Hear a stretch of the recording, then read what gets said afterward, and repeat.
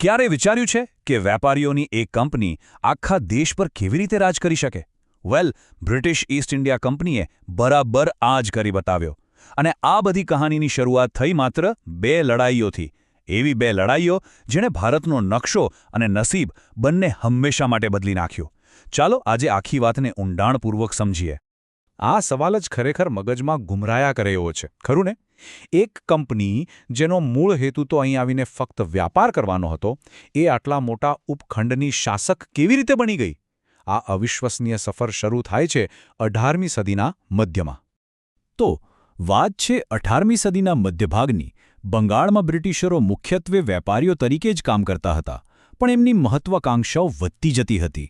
અને આ જ કારણસર એમનો ટકરાવ ત્યાંના સ્થાનિક શાસક નવાબ સિરાજ-ઉદ-દૌલા સાથે થવા લાગ્યો. બસ આ જ ટકરાવમાંથી એક એવા સંઘર્ષે જન્મ લીધો જેણે બધું જ બદલી નાખ્યું. અને આ સંઘર્ષની પહેલી અને સૌથી મોટી ઘટના હતી પ્લાસીનું યુદ્ધ. બધું ત્યારે શરૂ થયું જ્યારે કલકત્તામાં અંગ્રેજો હારી ગયા અને એના સમાચાર મદ્રાસ પહોંચ્યા.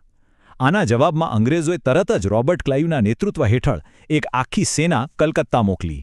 અને આ જ એ ક્ષણ હતી જેણે ભારતના ભવિષ્યનો આખો માર્ગ નક્કી કરી દીધો. પ્લાસીનું યુદ્ધ છે ને, એ કોઈ શૂરવીરતાથી જીતેલી લડાઈ નહોતી. હકીકતમાં એ સૈન્યની તાકાતથી ઓછી અને દગાબાજી અને વિશ્વાસઘાતથી વધુ જીતવામાં આવી હતી. એ લશ્કરી વિજય હતો જ નહીં, એ તો એક ખૂબ જ ઊંડું અને ચાલાકીથી ઘડાયેલું ષડયંત્ર હતું. જુઓ, રોબર્ટ ક્લાઇવે લડવાને બદલે કૂટનીતિનો રસ્તો અપનાવ્યો. એણે નવાબના સૌથી વિશ્વાસુ માણસોને જ તોડી નાખ્યા.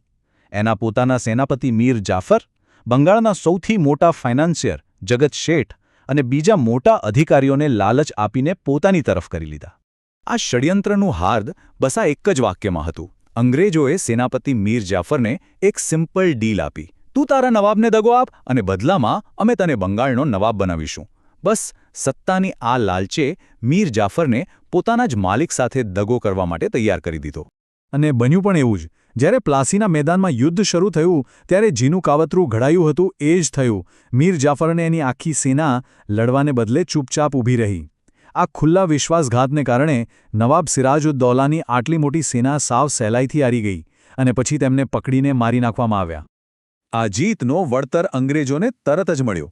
જેવું નક્કી થયું હતું, મીર જાફરને નવાબ તો બનાવવામાં આવ્યો, પણ એ માત્ર નામનો નવાબ હતો.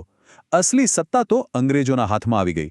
એમને 24 પરગણા જેવો વિશાળ, ફળદ્રુપ વિસ્તાર મળ્યો અને સાથે સાથે બંગાળમાં ટેક્સ ફ્રી વેપાર કરવાની પણ છૂટ મળી ગઈ. બસ આ એક ઘટનાએ આખી બાજી પલટી નાખી. પ્લાસીની જીત પછી અંગ્રેજો હવે ફક્ત વેપારીઓ નહોતા રહ્યા, તેઓ બંગાળના અસલી માલિક બની ચૂક્યા હતા. અને આ જ જીતે એક બીજી અને કદાચ એનાથી પણ મોટી લડાઈનો પાયો નાખ્યો. અંગ્રેજોનું નિયંત્રણ જેમ જેમ વધતું ગયું તેમ તેમ અસંતોષ પણ વધ્યો. હવે નવા નવાબ બન્યા હતા મીર કાસિમ. એમણે અંગ્રેજોને ભારતમાંથી હાંકી કાઢવા માટે અવધના નવાબ અને શક્તિશાળી મુઘલ સમ્રાટ સાથે મળીને એક મજબૂત ગઠબંધન બનાવ્યું. હવે જરા બક્સરના મેદાનની સ્થિતિ જુઓ. તારીખ હતી 22 ઓક્ટોબર 1764. એક તરફ ભારતીય ગઠબંધનની લગભગ 50,000 સૈનિકોની ફોજ અને બીજી તરફ અંગ્રેજોની માંડ 7,000ની સેના. આંકડા જોઈને તો કોઈ પણ કહી દે કે અંગ્રેજોની હાર પાક્કી જ છે. પણ થયું એનાથી બિલકુલ ઉલટું. પરિણામ એકદમ ચોંકાવનારું આવ્યું. મેજર મુનરોના નેતૃત્વ હેઠળ અંગ્રેજોએ એક એવી નિર્ણાયક જીત મેળવી જે લગભગ અશક્ય લાગતી હતી. અને આ જીતે ફરી એકવાર ઇતિહાસની દિશા જ બદલી નાખી. અને આ જ પ્લાસી અને બક્સર વચ્ચેનો સૌથી મોટો તફાવત છે. જુઓ, પ્લાસીની જીત ષડયંત્ર અને દગાથી મળી હતી, જ્યારે બક્સરની જીત શુદ્ધ લશ્કરી તાકાત, રણનીતિ અને શિસ્તનું પરિણામ હતું. બક્સરે એ સાબિત કરી દીધું કે અંગ્રેજો હવે ફક્ત ષડયંત્રથી જ નહીં, પણ ખુલ્લા મેદાનમાં પણ ભારતના સૌથી શક્તિશાળી રાજાઓને હરાવી શકે છે. બક્સરની આ એક જ જીતે ભારતમાં બ્રિટિશ શાસનનો પાયો એવો તો મજબૂત કરી દીધો કે હવે એને હલાવવો લગભગ અશક્ય હતો. હવે તેમને પડકારનાર કોઈ બચ્યું જ નહોતું. 3 આ આંકડો બહુ મહત્વનો છે. એક જ યુદ્ધમાં એક જ સમયે 3 મોટા શાસકોને, બંગાળના નવાબ, અવધના નવાબ અને ખુદ મુઘલ સમ્રાટને હરાવી દીધા. આ પછી આખા ઉત્તર ભારતમાં અંગ્રેજોને પડકારી શકે એવી કોઈ તાકાત રહી જ નહોતી. અને આ જીતનું સૌથી મોટું ઇનામ શું હતું?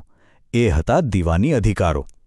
આનો સીધા અર્થ એ હતો કે અંગ્રેજોને બંગાળ, બિહાર અને ઓરિસ્સા, જે ભારતના સૌથી ધનિક પ્રાંતો હતા, ત્યાંથી મહેસૂલ એટલે કે ટેક્સ ઉઘરાવવાનો કાયદેસર અધિકાર મળી ગયો. હવે તેઓ આર્થિક રીતે પણ ભારતના માલિક બની ગયા. આ પછી અંગ્રેજોએ એક બહુ જ ચાલાક સિસ્ટમ શરૂ કરી, જેનું નામ હતું દ્વિમુખી શાસન પદ્ધતિ.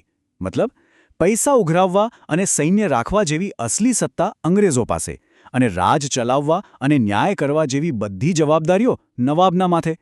ટૂંકમાં, પાવર અંગ્રેજોનો, પણ જવાબદારી નવાબની. તો આખી વાતનો સાર એ છે કે માત્ર 7 વર્ષના ટૂંકા ગાળામાં બધું જ બદલાઈ ગયું. પ્લાસીના ષડયંત્રથી શરૂ થયેલી સફર બક્સરની સૈન્ય જીત પર પહોંચી અને અંતે અંગ્રેજો વ્યાપારી મટીને ભારતના સૌથી શક્તિશાળી શાસક બની ગયા. અને આ એક વાક્ય આખી વાતને બરાબર સમજાવી દે છે. પ્લાસીની જીત એ ખાલી એક લડાઈ નહોતી, એ ભારતમાં બ્રિટિશ સામ્રાજ્ય સ્થાપવાના રસ્તાનું પહેલું પગથિયું હતું. ભારતના વિજયનો સાચો માર્ગ અહીંથી જ ખુલ્યો હતો. અને અંતે બસ આ એક સવાલ પર વિચારવા જેવું છે. જરા કલ્પના કરો કે જો પ્લાસી અને બક્સરના પરિણામો કંઈક જુદા આવ્યા હોત, તો શું આજનો ભારત અને આખી દુનિયાનો ઇતિહાસ એવો જ હોત જેવો આપણે જાણીએ છીએ? કદાચ નહીં. આ બે યુદ્ધોનું મહત્વ બસ આટલું જ ગહન છે.